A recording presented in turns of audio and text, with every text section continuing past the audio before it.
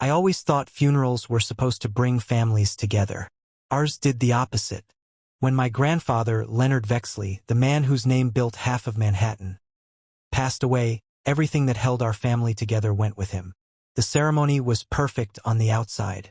Polished marble floors, soft string music, black umbrellas lined like soldiers. But underneath, it was a war zone. You could hear it in the whispers: inheritance, assets, power, control. Everyone wanted a piece of him, even in death. Everyone except me. I was the family disappointment. The one who didn't belong. The writer. The quiet one. The one who refused to use the Vexley name as a weapon. My cousins, Grant and Evelyn, never let me forget that. They carried the Vexley arrogance like a crown. Every smile was a threat, every laugh a blade. To them, I was a smudge on the family portrait, something they couldn't erase, but would never acknowledge. After the funeral, we gathered in the marble lounge of the Vexley estate, a room that looked more like a museum than a home. Chandeliers so bright they hurt your eyes. Paintings of ancestors staring down from the walls, judging us in their silence. Every inch of that place screamed wealth, power, legacy, but not love. Never love. My mother sat beside me, hands trembling, staring at the floor. She hadn't said much since the burial. Leonard was her father, but he treated her more like a business partner who'd failed to deliver. She'd left home young, married my father, a man Leonard called a nobody, and for that she was exiled. I guess I inherited that exile. When the lawyer arrived, you could feel the room tighten. Mr. Harland, tall, cold, with silver hair so neat it looked like it hurt. He carried a single brown envelope and a metal briefcase. No emotion, no sympathy, just business.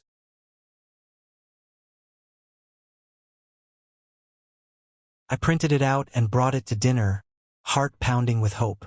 When I placed it in front of my father, he barely glanced at it. "That's nice, son," he muttered before turning to Mason and asking how many goals he scored in his soccer match. The silence after that felt like an eraser dragging across my soul. That moment became a seed of quiet resentment. Not just toward Mason, but toward myself for never being enough to change the way my father looked at me. Years later, nothing had changed. Mason had his own firm in San Francisco, wore expensive suits, and smiled like he owned every room he entered. I was still working long hours, jumping from job to job, trying to keep a roof over my head and prove I wasn't the disappointment everyone thought I was. And Clara, the woman I thought loved me, started seeing me the same way they did. At first, she said she admired my humility. Later, she called it weakness. "Why can't you be more like Mason?" she'd ask, her voice sharp like broken glass. "Why don't you dress like him? Think like him? Fight like him?" I used to stay silent during those moments, pretending her words didn't hurt. But they did deeply, because I did fight. I just fought battles no one could see. The kind where you wake up every day trying to prove your worth to people who have already decided you don't have any. Then came the call from the lawyer. My parents were gone. The will was ready. That night, I sat by my apartment window, the city lights flickering below like dying stars. I turned the envelope over in my hands, again and again. It didn't feel like a gift, felt like a test, or maybe a riddle. The next few days blurred. I packed without thinking. Maybe part of me hoped there was a reason behind it, something deeper. Or maybe I just needed to know what kind of man would leave his grandson a plane ticket instead of a goodbye. When I boarded that flight, I kept hearing his voice, that low, distant tone he used when he spoke about legacy. "A man's worth," he once said, "isn't measured by what he leaves behind, but by what he hides." At the time, I thought it was just arrogance. Now, I wasn't so sure. The flight to Monaco felt endless. I watched the clouds roll beneath me like ghosts, the world disappearing into mist.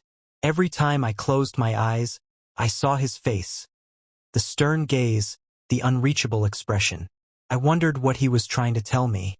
When we landed in Nice, the sunlight was blinding, the Mediterranean glittering like glass. The air smelled of salt and jasmine. My phone buzzed with messages from Grant and Evelyn. Jokes, memes, photos of them celebrating their new empire. I turned the phone off and tossed it into my bag. At the terminal, a man stood with a sign that read, Mr. Miles Rowan. He didn't smile. "You're with me, sir," he said, his accent French, clipped and professional. We drove in silence along the coast. Cliffs on one side, the open sea on the other. The road wound like a silver ribbon through paradise. I should have felt peace. Instead, I felt watched. The driver's eyes flicked toward me in the mirror every so often, as if studying me. When we reached Monaco, I saw it. A villa of glass and stone perched above the marina, sunlight reflecting off its sharp edges. The gates opened soundlessly, like they already knew who I was. For days, I carried the deed in my pocket. At first, it felt like an insult, a cruel reminder of my father's final judgment. But the more I looked at it, the more something inside me began to shift. Maybe it wasn't punishment. Maybe it was a test. That thought scared me, but it also gave me something I hadn't felt in years. Purpose. So, I did something I never thought I would. I packed a single suitcase, bought a one-way ticket, and flew to Montana. The plane ride was long and quiet. I stared out the window, watching the clouds drift by, wondering if my parents had left me that cabin because they believed in me, or because they wanted me far away. The moment I stepped off the plane, the cold bit into my skin like knives. A local driver agreed to take me part of the way, but when the road ended, he pointed toward a dark trail leading into the trees. "The rest you walk," he said. By the time I reached the cabin, snow had started to fall, soft, silent, and merciless. The structure looked like it could collapse at any second. Shattered windows, rotting wood. The porch sagged like it was tired of standing. Still, I turned the rusted knob and stepped inside. The air was thick with mold and dust. I coughed, waved my hand through the gloom, and sat down on a half-broken chair. "This is what I'm worth to them," I whispered. For a long time, I just sat there, listening to the wind howl through the cracks. I could have left. I almost did. But something, pride, anger, maybe stubborn hope, made me stay. If this was a test, I needed to understand it. I took it without a smile. No satisfaction. Just a nod. Clara's voice trembled. You planned this." I met her eyes and said quietly, "No, he did. I just didn't stop him." The weeks that followed were chaos. The sisters tried to fight it, of course. Screaming lawyers, forged documents, desperate phone calls. But the paper trail was clear, the signatures hers. Every attempt to undo what she'd done only tightened the knot she'd tied around herself. I didn't gloat. I didn't need to. Watching them realize that their greed had built my throne was satisfaction enough. At night, Clara's laughter was gone. She'd sit in silence, staring at the wall, her wine untouched. Sometimes she'd glance at me like she was seeing a ghost. Maybe she was the ghost of the man she thought she could humiliate and outlive. One night, I drove out to the farmhouse Edward had left me. It was raining again. Soft, steady, cleansing. The kind of rain that erases footsteps and memories. The farmhouse wasn't much. Peeling paint, creaky floors, the faint smell of soil and rain-soaked wood. But it was mine. And in its quiet, I found something I hadn't felt in years. Peace. I walked through the rooms, running my hand along the furniture. The photographs, the traces of a life built on work instead of vanity. In the corner of the old study sat Edward's leather chair. I ran my hand over the worn armrest. For the first time in years, I let myself feel it, the weight of everything. The betrayal, the loss, the justice. He had seen them for who they were long before I did. And in the end, he left it all to the one person who stayed when there was nothing left to gain. The next morning, I walked the fields behind the house. The sky was wide and gray, the air sharp and honest. I thought about how money changes people, how power reveals who they've always been. Clara used to say, "Money changes people." She was right. It didn't change me. It revealed me.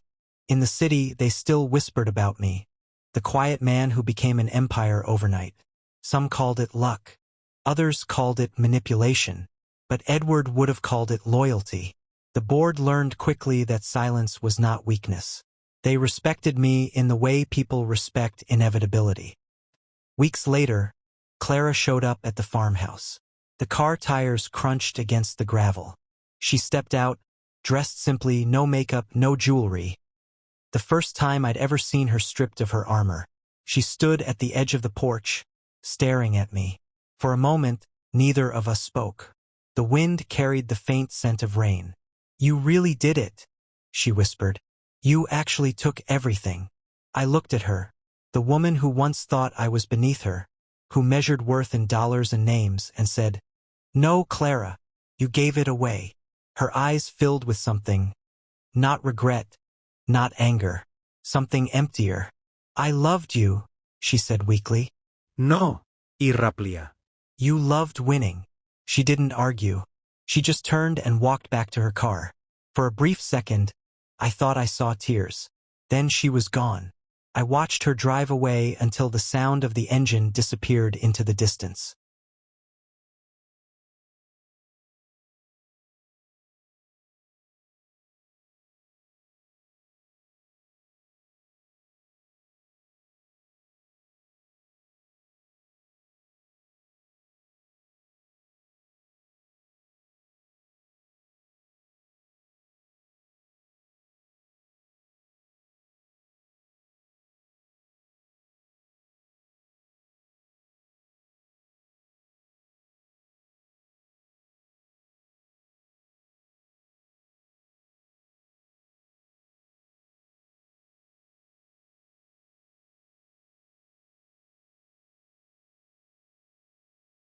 That night, I sat on the porch again. The moon hung low, casting pale light across the fields. In my hand, the deed to Langford Industries caught the silver glow. I thought about Edward, about the night he told me I was the only one who still saw him. I wished I'd said more that night, that I'd told him what he meant. So I whispered it then, to the wind, to the fields, to the ghost of the man who had seen something in me no one else did. "Thank you." And for the first time in years, I meant every word. Then I went inside, closed the door behind me, and finally, quietly, took care of her, too. Not with anger, not with revenge, but with the same precision she once used to mock me. The divorce papers were ready, her access to the accounts revoked. The world that once revolved around her name simply stopped. By morning, Clara Langford Hayes was no one. As dawn broke over the fields, I sat at Edward's old desk. Sunlight filtered through the dusty curtains, catching the edge of the framed company seal hanging on the wall. Langford Industries. It wasn't just a name anymore. It was proof that loyalty outlives arrogance, that patience cuts deeper than power. I wasn't born into wealth. I wasn't raised for empire. But I understood something they never did. The quiet moments build empires louder than any boardroom. Outside, the wind moved through the grass like a whisper. I imagined Edward's voice in it, proud, content. And as the day began, I knew I hadn't stolen his legacy. I had preserved it. The laughter that once humiliated me had turned to silence. And in that silence, I found everything I was ever meant to be.